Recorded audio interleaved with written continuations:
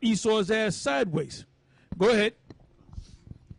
Because thou hast spoiled many nations, all the remnant of the people shall spoil thee, because of men's blood, and for the violence of the land, of the city, and of all that dwell therein. Woe to him that coveteth an evil covetousness to his house. And who does that fit on the planet Earth? Esau. That's why you've been down there in Iraq for the last more than 10 years, really about 20 years.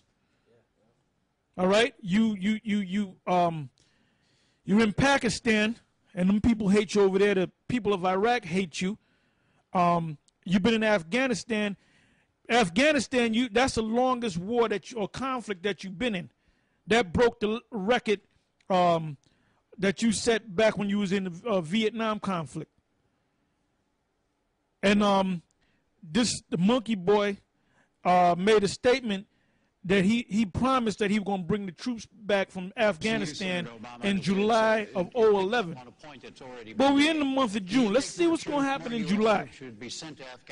And the Congress is mad at him now because he went against the War Powers Act, where if you go into a nation and are sovereign and you strike that sovereign, you bring war against that sovereign, and within 60 days you got to go before Congress, and they have to prove whether you can stay in there or not. And he said he was only going to be there for days, a couple of days, maybe a week. And now they're getting ready to bring in ground troops. So, like I said, all the nations see this, man. All the nations see this. So now, instead of them waiting for you to come to their land, they're going to start coming at you. All right? Go ahead, I'll continue reading. This is Habakkuk 2:9. It says, Woe to him that coveteth an evil covetousness to his house, that he may set his nest on high, that he may be delivered from the power of evil. Thou hast consulted shame to thy house by cutting off many people, and hast sinned against thy soul. For the stone shall cry out of the wall, and the beam out of the timber shall answer it. Woe to him that buildeth a town with blood, and establish a city by iniquity. Behold, is it not of the Lord of hosts that the people shall labor in the very fire, and the people shall weary themselves for very vanity? For the earth shall be filled with the knowledge of the glory of the Lord, as the waters cover the sea. Woe unto him that giveth his neighbor drink, that puttest thy bottle to him, and makest him drunken also, that thou mayest look on their nakedness. Give me Revelation 17 and start from the top. So you being found out, Esau. Go ahead. Revelation chapter 17, verse 1. And there came one of the 7 angels which had the 7 vials, and talked with me, saying unto me, Come hither, I will show unto thee the judgment of the great whore that sitteth upon many waters, with whom the kings of the earth have committed fornication, and the inhabitants of the earth have been made drunk with the wine of a fornication. That's the drink that the brother was just reading about in Habakkuk. All right? That's that drink. In other words, we're going to bring you democracy. We're going to bring you this. We're going to bring you Christianity. We're going to show you the right way to live. Then when you show them the right way to live, what pops up? Strip joints, faggots, lesbianism, pedophiles. You're going to have Arabs wanting to cut their penis off and put a vagina where their penis is supposed to be. So you're the great corrupter, you know? Go ahead. Jeremiah 51:7. Babylon has been a golden cup in the Lord's hand that made all the earth drunken. The nations have drunken of her wine. Therefore, the nations are mad. So they're mad. They're upset right now. You don't have that much to rule. You're talking about who the next president going to be. You got to be out your damn mind. That's your pride. The pride of thine heart have deceived thee, thou that dwelleth in the cliffs of the rocks. All right, now let's go back to, it's going to take maybe a year to cover all the Revelation, boy, all these precepts. All right, let's go back to where we left off in Revelation. All right, go ahead. Revelation chapter 6, verse 10. And they cried with a loud voice, saying, How long, O Lord, holy and true, dost thou not judge and avenge our blood on them that dwell on the earth? So the ones that died in the Lord, they're saying, as soon as they go up to the spirit world, they're cursing out the Most High. They're like, look, Lord, we catching all kind of hell. You got faggots, you got all this madness.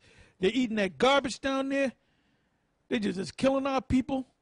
What you gonna do? When you gonna take this man out? But the Most High is subject to his word, and he's subject to his prophecies. Everything happens in time. All right, go ahead.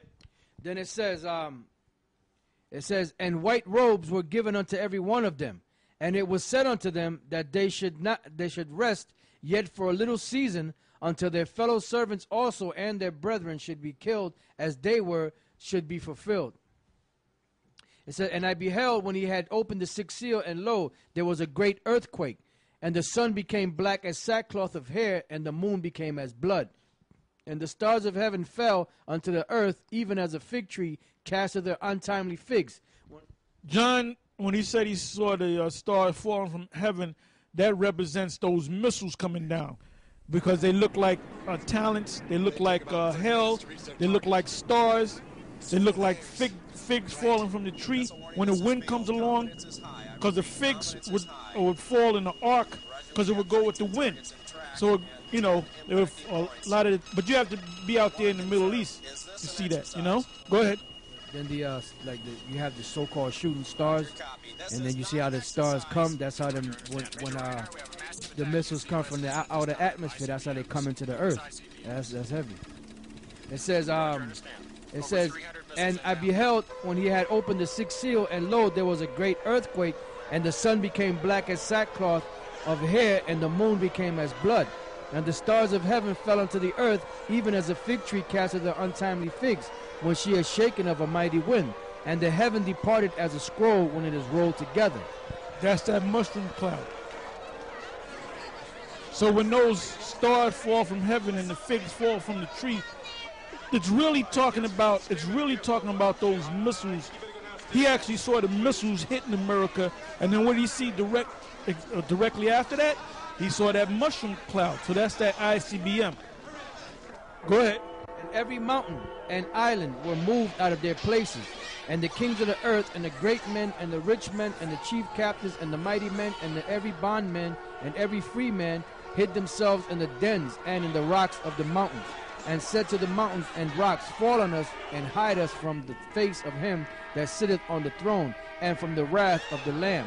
For the great day of his wrath is come, and who shall be able to stand? Them Edomites, they're going to be humbled down. They're going to be humbled down on that day. Read that again. It said, and said to the mountains and rocks, fall on us, and hide us from the face of him that sitteth on the throne, and from the wrath of the Lamb. For the great day of his wrath is come, and who shall be able to stand? That's right. You're not going to be able to stand. So you're going to eat this destruction. All right? Go ahead. Yeah, because Elatar said the so-called white man is going to be humbled down. Here's a proof. This is Isaiah 2 and 12. Well, I'll start at 11. It says, the lofty looks of man shall be humbled, and the haughtiness of men shall be bowed down, and the Lord alone shall be exalted in that day. That's plain. For the day of the Lord of hosts shall be upon every one that is proud and lofty, and every one that is lifted up, and he shall be brought low. Give me Revelation, the 19th chapter, and start from the 10th verse. Revelation chapter 19, verse 10. And I fell at his feet to worship him, and he said unto me, See thou do it not,